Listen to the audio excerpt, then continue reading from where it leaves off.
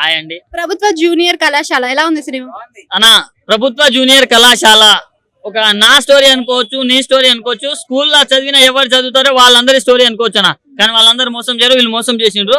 So cinema గురించి చెప్పాలంటే cinema మాత్రం చాలా అంటే చాలా బాగుందన్న. అంటే కొన్ని సీన్స్ లో అరే నేనే కదా అనే అంతలా ఫీల్ అయినా, అంత బాగుంది సినిమా. హీరోయిన్ యాక్టింగ్ చాలా అంటే చాలా బాగుంది, హీరో గారు బాగా చేశారు. సో ప్రతి ఒక్కరు బాగా చేశారన్న. ఆల్మోస్ట్ డైరెక్టర్ గారికి హ్యాట్స్ ఆఫ్ అని చెప్పవచ్చు. ఎందుకంటే ఆ రేంజ్ మూవీ అనుకున్నాడు, దాన్ని ప్రాపర్ గా ఎక్స్క్యూట్ చేస్తున్నాడు కాబట్టి చాలా బాగా తీశారన్న. అండ్ సాంగ్స్ బాగున్నాయి. ముందు కెరీర్ మీద ఫోకస్ చేయాలన్నా, దాని తర్వాత అమ్మాయి అయినా ఆంటీ అయినా ఏదైనా అనుకోవచ్చు. సో ముందు కెరీర్ మీద ఫోకస్ చేయాలనే దాని గురించి ఇలాంటి సిచువేషన్స్ మీరు ఎప్పుడైనా ఫేస్ చేశారా కాలేజ్? ఫేస్ చేసిన అంటే నన్ను మోసం చేసి ఆ అమ్మాయి ఇంకా పుట్టలేదు, నేనే 10 మంది మోసం చేసి ఉంటా.